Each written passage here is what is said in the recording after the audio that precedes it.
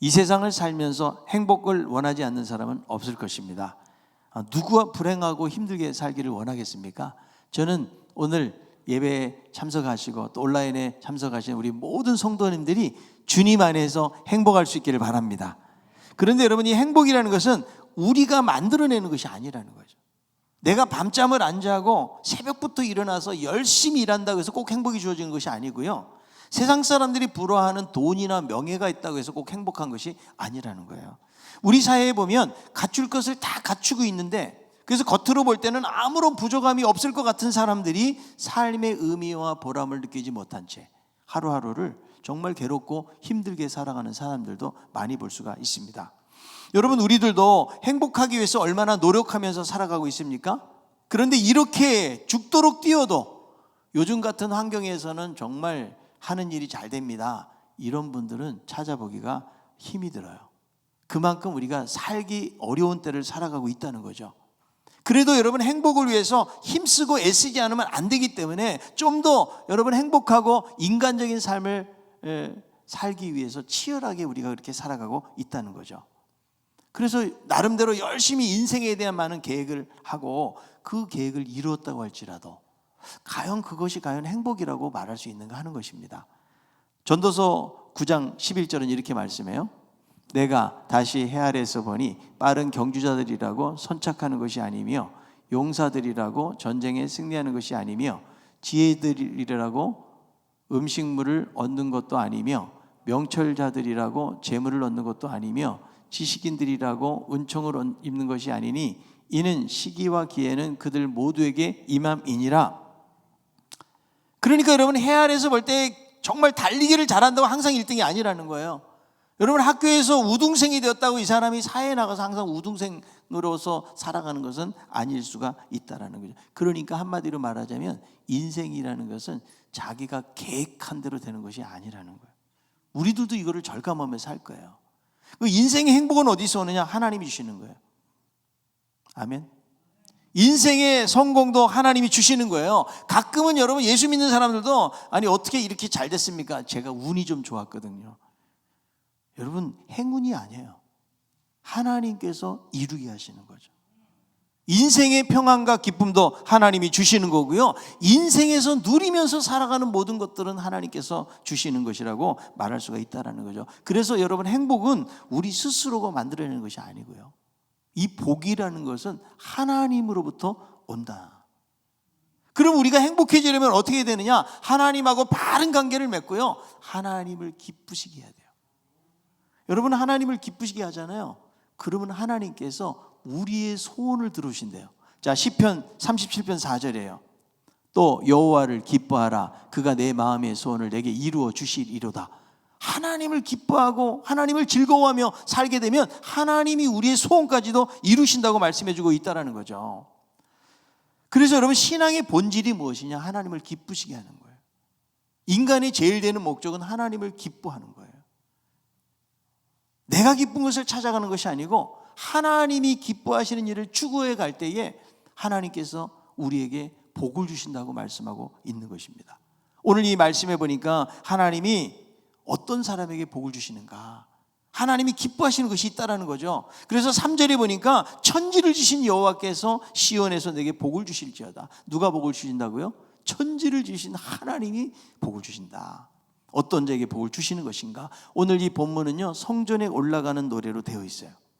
1절, 2절은 성전에 올라간 순례자들이 집으로 돌아가기에 앞서서 제사장들과 레위인들을 향해서 여호와를 송축하라 이렇게 격려하는 내용이고요, 3절에 있는 말씀은 제사장과 레위인들이 순례자에게 세상을 향해서 나아가는, 성전을 순례하고 돌아가는 그 성도들을 향해서 축복하는 내용이라고 말할 수가 있는 거죠.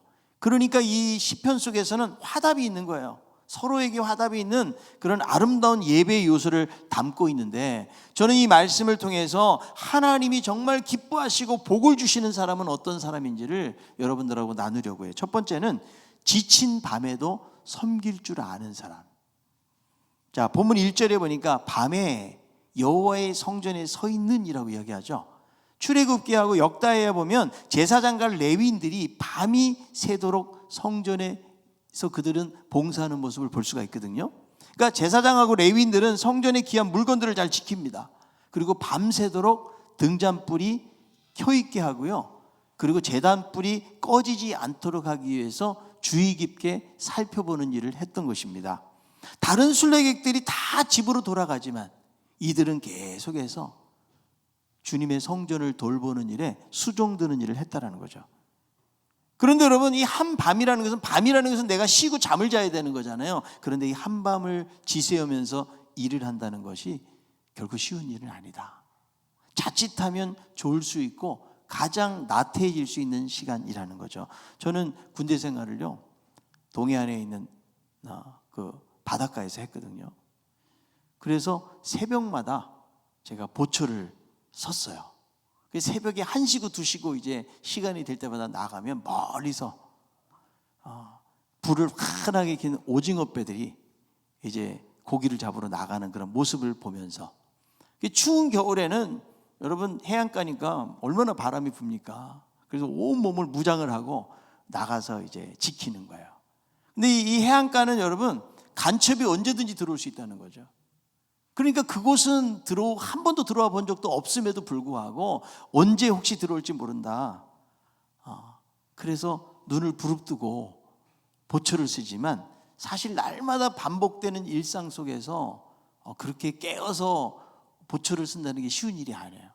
하루 종일 막 고되게 군대에서도 생활하다가 저녁에 보초를 탁 쓸 때는 얼마나 이 졸음이 밀려오는지 모르죠. 그래도 밤을 깨우면서 보초를 썼던 그런 경험이 생각이 되어지는데요. 이 제사장하고 레위인들도 마찬가지였다. 하나님이 갑자기 임하는 것이 아니라는 거죠. 이들은 보이지 않는 하나님을 섬기고 있는 것이고 성전의 구석구석을 돌아보고 관리하지만 밤이기 때문에 얼마든지 나태하고 태만해질 수가 있다는 거죠. 그래서 여러분 오늘 1절에 보니까 보라, 이 보라라는 말은요 감탄사거든요. 그러니까 주의를 환기시키고 아주 중요한 말을 하기 위해서 보라 하면서 뭐라고 이야기합니까? 밤은 어떤 밤일까요? 지치기 쉽고 피곤하기 쉽고 잠들기 쉬운 밤에 여호와의 성전에 서 있는 여호와의 모든 종들아, 누구를 송축하라? 여호와를 송축하라. 지금 여기 있는 종들, 여호와의 종들은 어떤 사람들의 성전을 돌보고 하나님을 찬양하는 일을 하던 사람들이거든요. 자, 역대상 9장 33절이에요. 또 찬송하는 이가 있으니 곧 레위 우두머리라.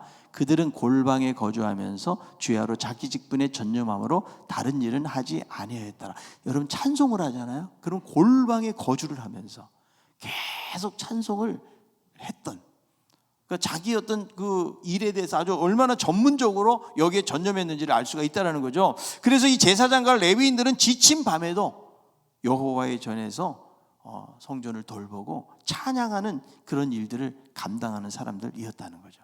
그런데 여러분 이 말씀은 제사장이나 레위인들에게만 주시는 말씀이 아니고 바로 우리 한 사람한테 주시는 말씀입니다. 왜냐하면 우리들은 신약시대에 전부 다 거룩한 제사장이기 때문에.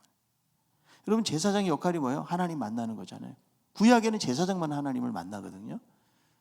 근데 신약시대에는 우리가 언제 어디서나 하나님을 만날 수가 있기 때문에 우리 모두가 다 제사장이다. 그래서 베드로전서 2장 9절은 뭐라고 말씀합니까? 너희는 택하신 족속이요 왕 같은 제사장이다. 자, 제사장도 어떤 제사장이요? 왕 같은 제사장. 자, 옆에 있는 분에게 당신은 왕 같은 제사장입니다.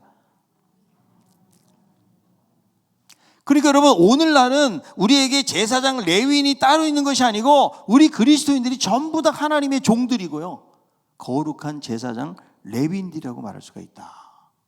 그런데 그들이 지쳐있는 밤에도 계속해서 하나님을 섬겼던 것처럼 하나님이 정말 기뻐하시고 복을 주는 사람이 어떤 사람이냐?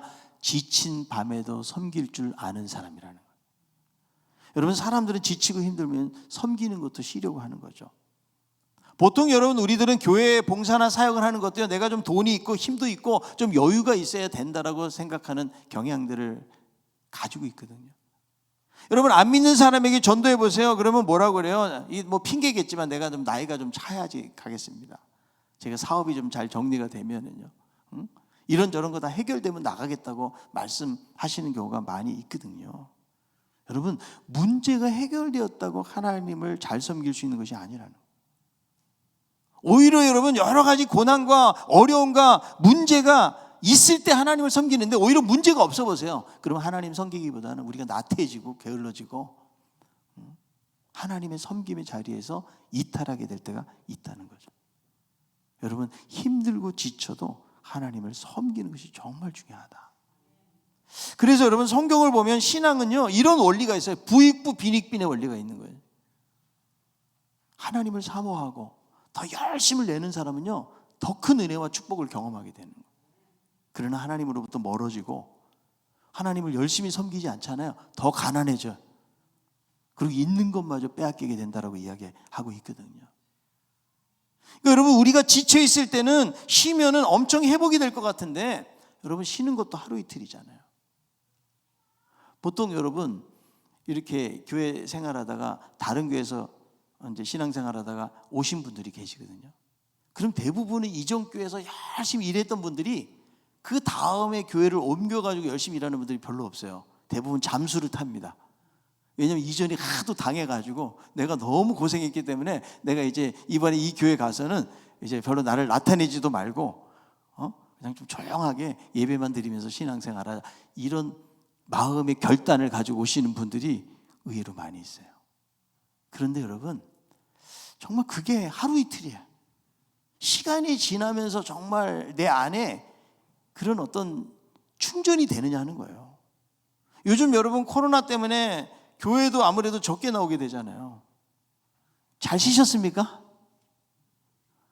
잘 여러분 영적으로 충전이 되나요? 아니 그전에 내가 좀 쉬고 싶었을 때가 있잖아요. 그러면 여러분 우리는 코로나 이런 걸 보내면서는 우리가 영적으로 더 충전돼 가지고 활력이 생기고 더 하나님이 사랑하는 마음들이 우리에게 부어져야 되는데 오히려 그런 마음들을 잃어버리는 경우가 많이 있다.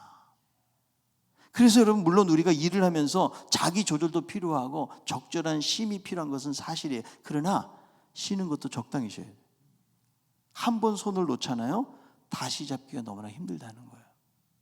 교회가 힘들다고 한번 떠나잖아요. 다시 교회를 나올 때까지는 얼마나 많은 시간이 걸리는지 몰라요. 여러분 세례를 받으려고 했다가 기회를 놓쳐보세요. 다시 세례를 받는 데까지 많은 시간이 걸리고요. 내가 하던 사역도 너무 힘들어가지고 내려놨는데 그 사역을 다시 하게 될 때까지는 많은 시간이 걸린다는 거예요. 내가 하나님 앞에 헌금하는 것도 11조 하는데 내가 생활이 너무 힘들고 어려워가지고 11조금을 못하기 시작하잖아요. 그러면 다시 그 11조금을 할 때까지는 많은 시간들이 걸리는 거예요. 내가 몸이 피곤하고 힘들다고 내가 바쁘다고 여러분 예배의 자리에서 멀어지기 시작하잖아요. 다시 그 예배를 드릴 때까지 많은 시간이 걸려요. 여러분 새벽 기도 하던 사람이 새벽 기도를 멈춰보세요. 회복이 어려워요. 요즘은 여러분 20%니까 새벽 기도 한 100명 정도 나와도 되거든요. 근데 다시 그 전에 기도하던 사람들이 이 자리까지 나오는 데는 많은 시간들이 걸린다. 여러분 우리는 지치고 힘들 때라도 주님과 이웃을 섬기는 일을 쉬지 말아야 돼요. 그래서 신앙에서 정말 중요한 것이 저는 성실이라고 생각해요. 시편 37편 3절에 보니까 땅에 머무는 동안에 그의 성실을 먹을거리로 삼으라고 그랬거든요. 날마다 우리가 양식을 먹는 것처럼 성실을 양식 삼아서 그렇게 살아가면 당장에 무슨 큰 변화가 없는 것 같아도 그러나 그 성실함 속에 하나님의 풍성한 은혜와 사랑을 경험하고 살게 되어지는 거예요. 여러분 하나님은요 그거 알고 계세요. 우리가 형편과 처지가 힘들고 어려운 상황 속에서도 주님을 위해서 섬기고 살고자 하는 그런 것들을 하나님이 다 기억하고 계시다라는 거죠. 여기서 여러분 밤이라는 것은 지치고 외롭고 고통스러운 때를 말하는 거죠. 인생의 밤을 지날 때에 나를 위로해 주는 사람도 없고 계속해서 어떤 삶의 고통들이 나에게 밀려오고 정말 삶을 포기하고 싶을 만큼 힘들 때 아무런 빛조차 보이지 않을 때 그럴 때도 우리는 포기하지 말고 주님을 섬기면서 살아야 된다는 거예요.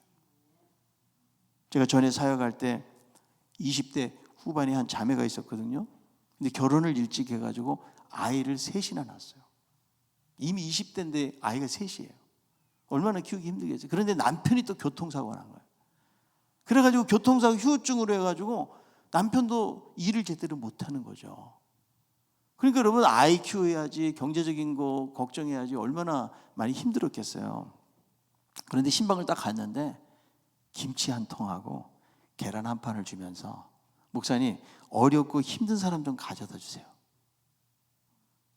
그리고 아이들이 조금만 더 크면 제가 하나님 앞에 더 헌신하고 싶어요. 이 사람은 집사님도 아니고 성도님이에요. 그런데 그 한 성도님의 저는 그 아름다운 고백을 보는 거죠. 여러분, 김치 한 통하고 뭐 계란 한 판 어디 갖다 주겠어요, 그거? 그런데 그 마음이 얼마나 기특하고 예쁜지 몰라요. 여러분, 하나님은 다 아시는 거죠. 우리의 주님을 향한 섬김과 사랑을 아시는 거예요. 여러분들이 인생의 어려움을 만나고 있습니까? 여러분, 어렵다고 우리는 뒤로 물러가서는 안 돼요. 히브리서 10장 38절, 오직 나의 의인은 믿음으로 말미암아 살리라. 또한 뒤로 물러가면 내 마음이 그를 기뻐하지 아니하리라 하셨느니라. 여러분, 우리들은 믿음을 가진 자이기 때문에 믿음이 있다는 것은 좀 내가 아프고 힘들다고 포기하는 것이 아니고 끝까지 가는 거예요. 여러분, 섬김을 포기하지 말라는 거예요. 여러분, 우리나라 속담에 못 올라가려면 어떻게 하라고요? 쳐다보지도 말라. 그런데 조폭들은 어떻게 생각하는지 아세요? 못 올라가려면 베어버린다. 그러나 믿음의 사람들은 못 올라가려면 쳐다만 보는 것이 아니고 사다리 놓고 올라간다. 이게 믿음을 가진 사람들의 고백이에요. 숫덩이 인생에서 금강석 인생으로 변화된 사람, 세상에서 가장 아름다운 사람으로 칭송을 받는 조엘 소넨버그라는 그런 청년이 있는데, 이 청년은 1979년 9월 15일에 생후 20개월 된 아기였는데요, 부모가 운전하는 승용차 타고 가다가 큰 트럭하고 추돌 사고가 나는 바람에 화염에 휩싸이게 됐어요. 이 조엘이라는 그 어린 아기의 몸의 85%가 3도 화상을 입고, 그리고 50차례의 수술을 받게 됩니다. 치료 과정에서 손, 발가락, 코, 입술, 귀가 다 떨어져 나가요. 얼마나 고통스러운지 이 조엘은 자지러들지 울고요, 예수님의 이야기를 들려주면 엄마, 십자가에 달린 예수님보다 내가 더 아픈 것 같아요. 아이는 그때마다 격한 눈물을 흘리면서 자기 울퉁불퉁한 피부를 만지면서 엄마에게 묻습니다. 엄마, 내 피부는 언제 엄마 피부처럼 되나요? 조엘, 너는 이 세상에 사는 동안에는 그렇게 살아야 돼. 그럼 언제 바뀌어요? 천국에 가면. 나 내일 천국에 가면 좋겠어요. 여러분, 엄마의 가슴이 얼마나 무너졌겠어요. 그런데 이 아이는 감사와 꿈을 잃지 않았어요. 그래서 손가락 발가락도 없는 아이가 초등학교 시절에 축구선수, 농구선수로 활약을 하고, 그리고 청소년 시절에는 산악자전거, 클레이 사격선수로 이름을 날리게 됩니다. 그는 테일러 대학을 졸업하고 신학교에서 석사학위를 마친 이후에 전 세계에 희망의 메시지를 전하면서 그는 사역을 하고 있거든요. 이 조엘이 우리나라에 과거에 방문해서 이렇게 말했어요. 사람은 자기의 본분을 정확히 깨달으면 어떤 상황에서도 만족할 수 있습니다. 나는 많이 빼앗겨서 많은 것을 줄 수 있어서 좋습니다. 여러분, 삶을 비관하고 그야말로 절망에 빠질 수밖에 없는 이 청년이 그 한밤중에도 하나님을 찬양하면서 믿음으로 살아가는 모습을 보잖아요. 그러니까 그의 믿음이 자신의 어두운 밤을 낮으로 바꿨다는 거죠. 우리가 여러분 살면서 여러 가지 우리들도 실패와 손실을 경험하게 되어지는데, 우리가 중요한 것은 하나님은 잃는 것보다 우리에게 더 많은 것을 주신다는 거예요. 하나님은 우리를 떠나지 아니하시고 우리를 인도하신다는 거예요. 그래서 우리의 슬픔을 기쁨으로 바꾸시고 우리의 절망을 소망으로 바꾸시고 우리의 탄식과 한숨을 기쁨의 노래로 바꾸시는 하나님.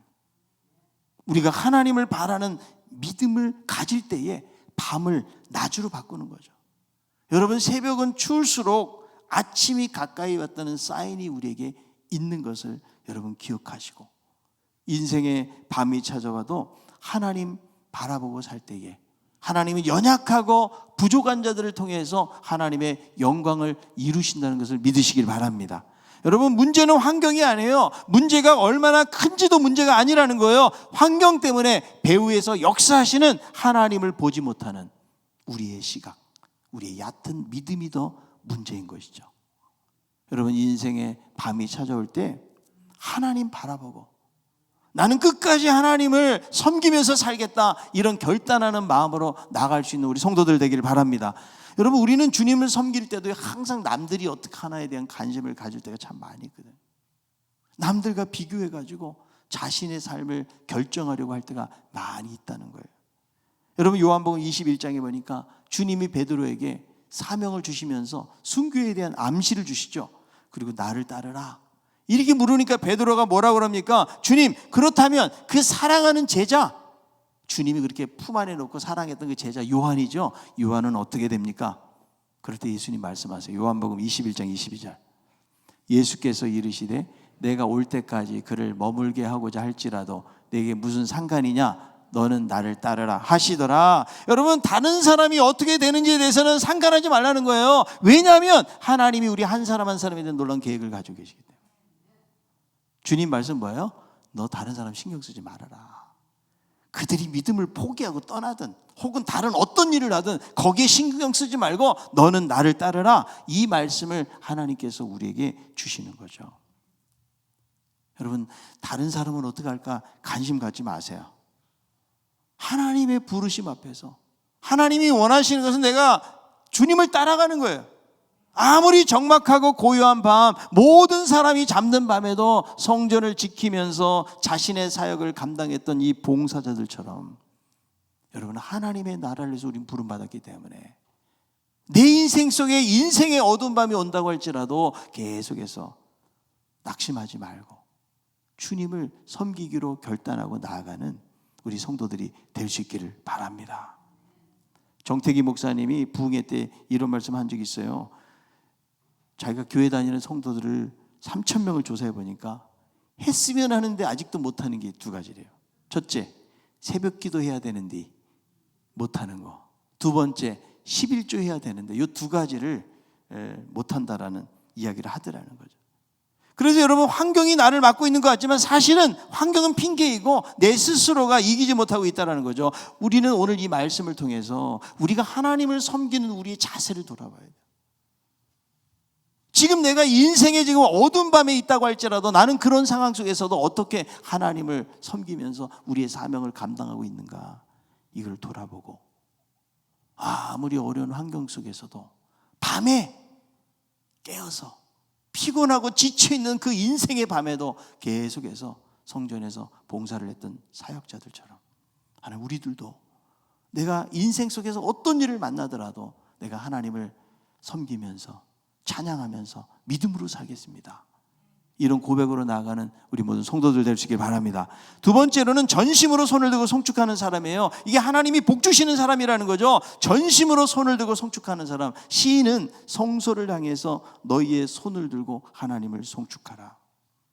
이게 어떤 자세라는 거예요? 성소는요, 하나님이 계신 곳이죠. 하나님을 바라본다는 거예요.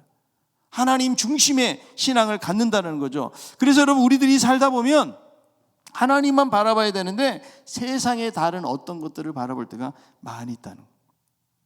왜냐하면 그것이 나에게 당장의 유익을 주고 나를 안정케 하고 나를 행복하게 만들어주는 것이라고 여기기 때문에 그런 것이죠.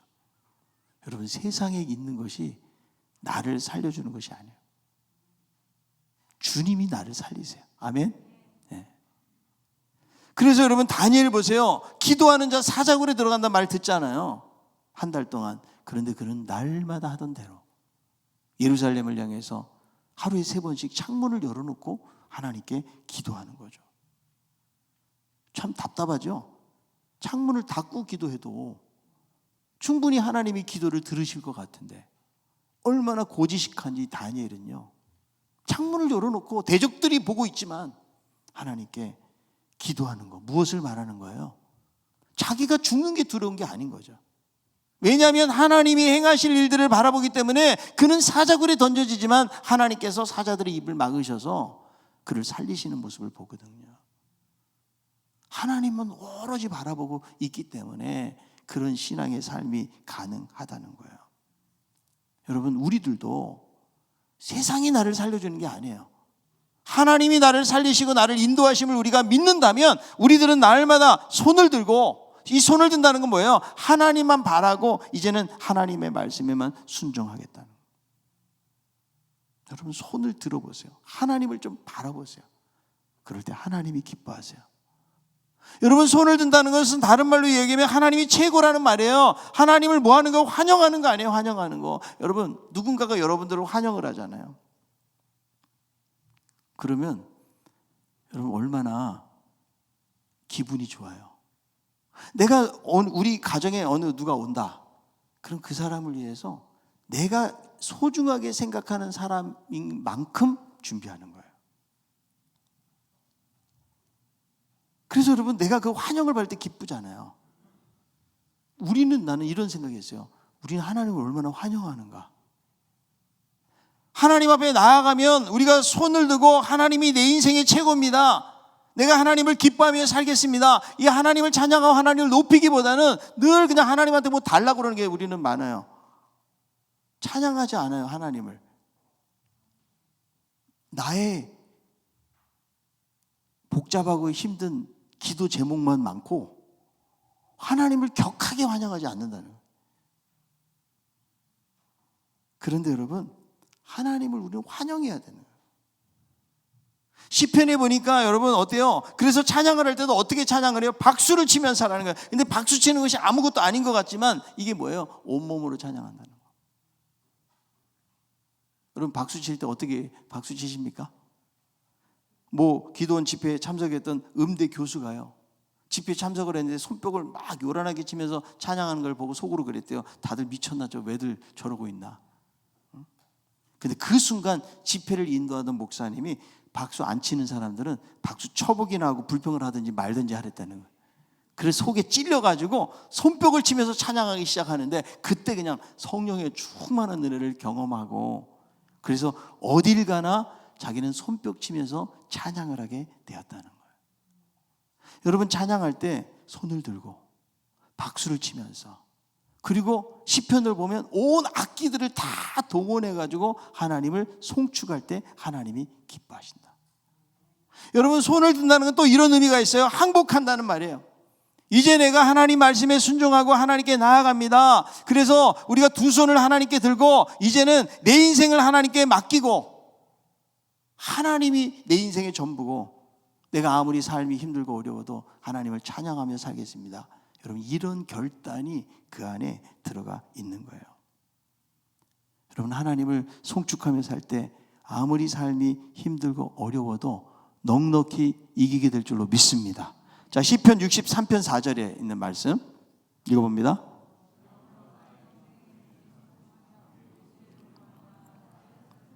나의 평생의 주를 송축한다.